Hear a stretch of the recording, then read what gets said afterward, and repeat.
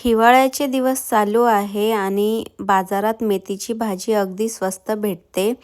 त्यामुळे आज आपण बघत आहोत ही लसूण मेथी अगदी सोपी आणि खाण्यास देखील अगदी पौष्टिक अशी ही रेसिपी आहे. झटपट अशी तयार होते. तर त्यासाठी सर्वप्रथम इथे मी घेतलेली आहे लसूण आपल्याला बऱ्यापैकी घ्यायचे आहे. त्याच्यानंतर 4 ते 5 लाल मिरच्या आणि त्याच्यानंतर एक मेथीची जुडी घेऊन टाकलेली आहे. मी खोडून घेतलेला आहे त्याला. त्यानंतर इथे खलबत्त्यामध्ये मी सोललेले लसूण आणि 1 चमचा मिरची पावडर टाकत आहे. आणि त्यानंतर मिरची पावडर टाकून आपल्याला लसूण ठेचून घ्यायचा आहे व्यवस्थित. आपल्याला लसणाला अगदी बारीक नाही करायचं आहे, थोडं जाडसरच ठेचून घ्यायचं आहे मिरचीमध्ये. हे बघा अशा प्रकारे तुम्ही बघू शकतात. त्यानंतर गॅसवर ठेवायची आहे आपल्याला कढई. कढईला आपल्याला मस्त गरम होऊ द्यायचं आहे. त्यानंतर आपल्याला कढईमध्ये तेल टाकायचं आहे सर्वप्रथम.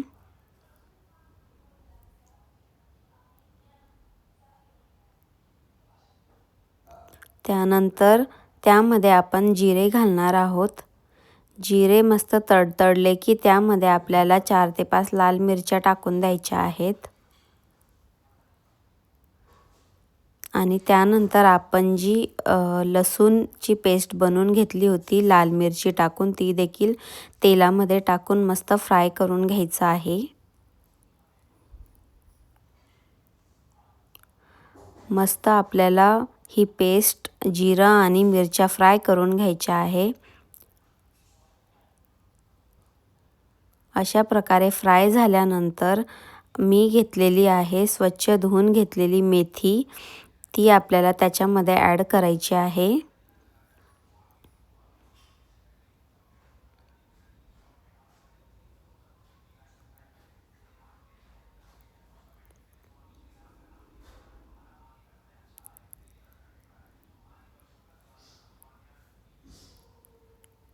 पूर्ण एक जुडी मेथी मी इथे टाकून दिलेली आहे कढईमध्ये.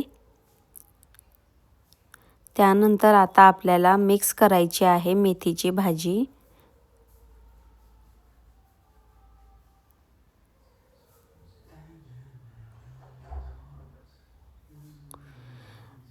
मेथीची भाजी मिक्स करताना आपल्याला गॅसची फ्लेम मीडियम ठेवायची आहे. भाजी परतून झाली की त्यामध्ये चवीनुसार मी मीठ घातलेलं आहे 1 चमचा. मीठ टाकल्यानंतर परत एकदा आपल्याला भाजी मिक्स करून घ्यायची आहे.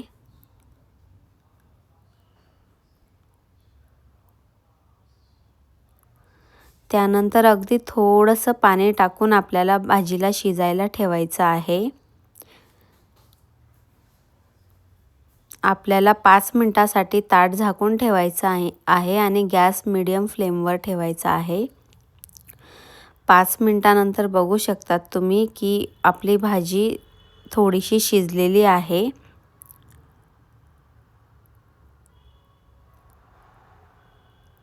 त्यानंतर आपण त्यामध्ये टाकणार आहोत थोडे जाडे बारीक असे वाटून घेतलेले दाण्याचे कूट 2 ते 3 चमचे फक्त.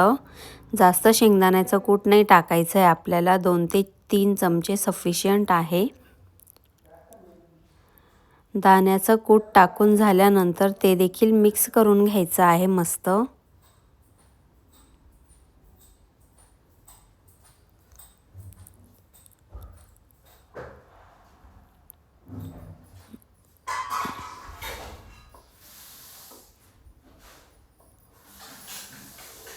आणि शेंगदाण्याचं कूट टाकल्यानंतर आपल्याला 2 ते 3 मिनिटासाठी परत ताट झाकून ठेवायचं आहे.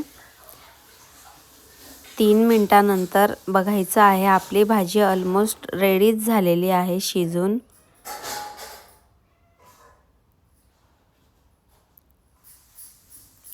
त्यानंतर एकदा परत आपल्याला मस्त भाजी परतून घ्यायची आहे.